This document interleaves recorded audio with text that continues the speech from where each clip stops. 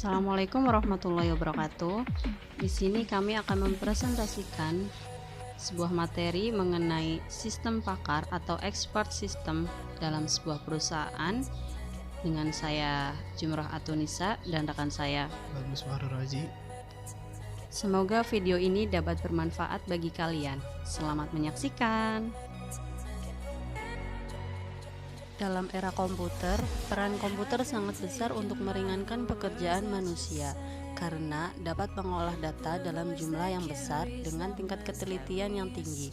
Penerapan komputer juga dilakukan pada berbagai bidang ilmu, termasuk diantaranya dalam bidang ketenaga kerjaan. Apa itu pakar? Pakar adalah orang yang memiliki pengetahuan, penilaian, pengalaman, metode khusus, serta kemampuan untuk menerapkan bakat ini dalam memberi nasihat dan memecahkan masalah.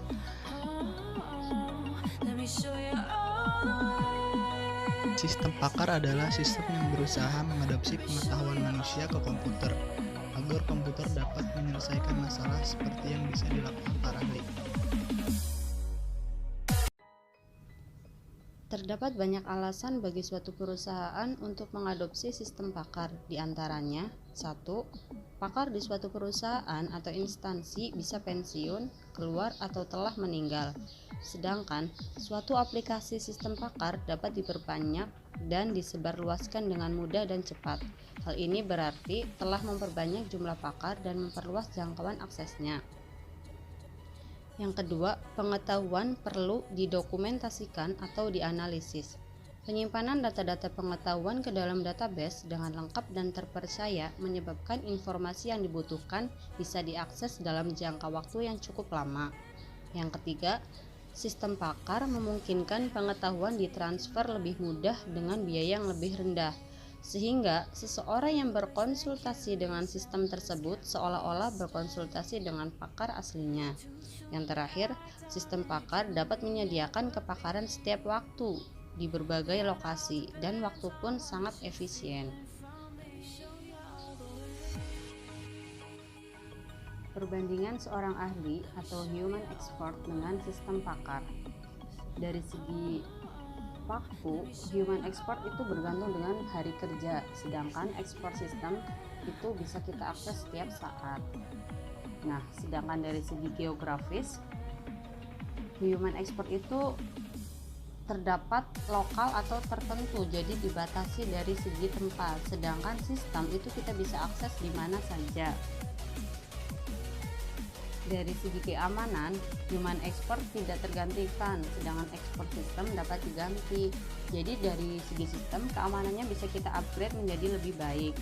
Nah, sedangkan dari segi perishable atau dapat habis, jadi dari masa kerjanya dari human expert itu bisa habis karena ada masa kerja yang dengan batas waktu tertentu, sedangkan sistem itu bisa kita akses atau bisa kita gunakan sepanjang masa.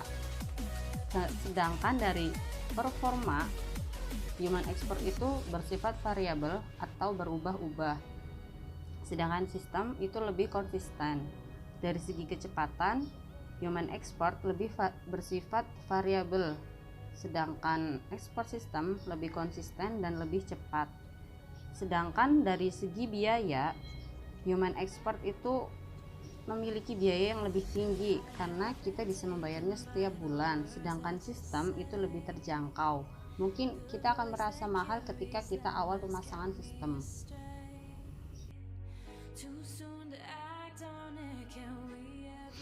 Perbandingan sistem konvensional dan sistem pakar. Pertama, sistem konvensional. Informasi dan pemrosesan umumnya digabung dalam satu program sekuensial, sedangkan sistem pakar knowledge base terpisah dari mekanisme pemrosesan interface. Yang kedua, sistem konvensional, program tidak pernah salah kecuali programmernya yang salah. Sedangkan sistem pakar, program bisa saja melakukan kesalahan. Yang ketiga, sistem konvensional tidak menjelaskan mengapa input dibutuhkan atau bagaimana hasil diperoleh. Sedangkan sistem pakar, penjelasan merupakan bagian dari IS.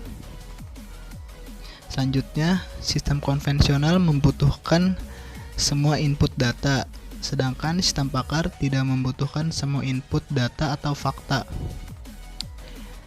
Lalu sistem konvensional, perubahan pada program merepotkan, sedangkan sistem pakar, perubahan pada rules dapat dilakukan dengan mudah. Yang ketujuh, sistem konvensional, sistem bekerja jika sudah lengkap. Sedangkan sistem pakar, sistem dapat bekerja hanya dengan rules yang sedikit. Yang kedelapan, sistem konvensional efisiensi adalah tujuan utama, sedangkan sistem pakar efektivitas adalah tujuan utama. Yang kesembilan, sistem konvensional representatif data dalam numerik, sedangkan sistem pakar representasi pengetahuan dalam simbol.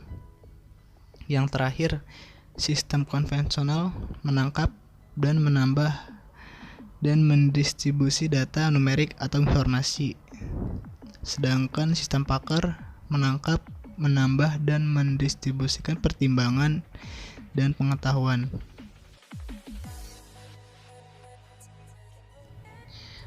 Komponen utama sistem pakar. Yang pertama, user interface atau antarmuka pemakai, terdiri dari input sistem pakar dan output sistem pakar.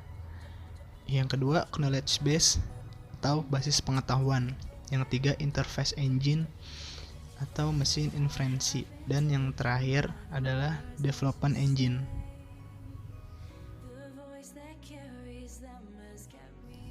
Berikut adalah model sistem pakar dalam sebuah perusahaan.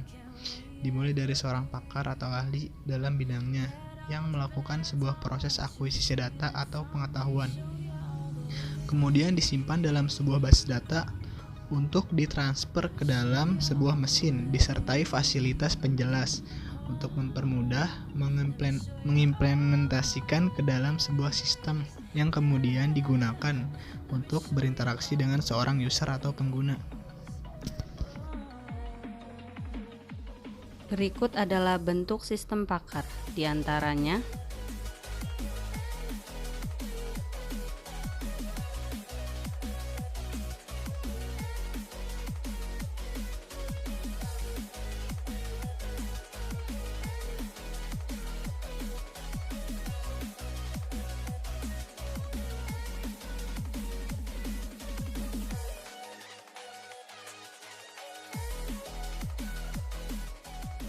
kelebihan sistem pakar bagi manajer, di antaranya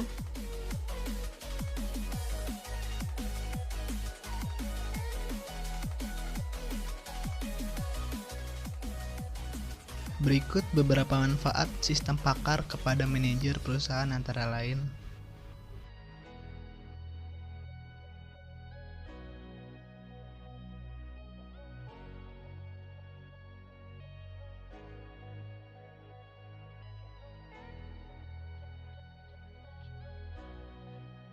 kategori problematika sistem pakar.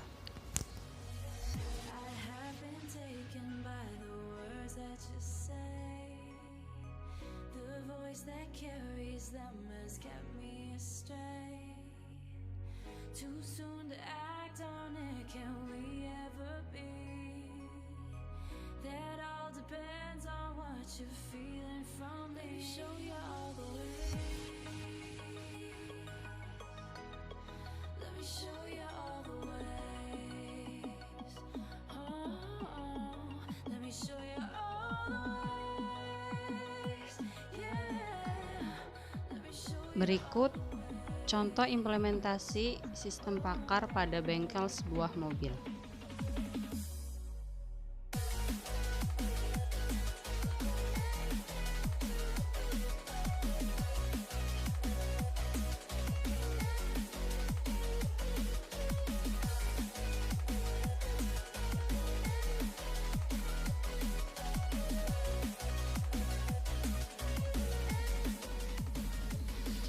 Jadi kesimpulannya adalah sistem pakar adalah sistem yang berusaha mengadopsi pengetahuan manusia ke komputer agar komputer dapat menyelesaikan masalah seperti yang bisa dilakukan para ahli.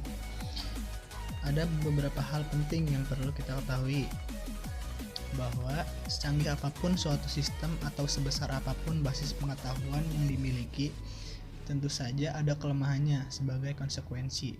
Kelemahan manusia sebagai penyusun elemen-elemennya.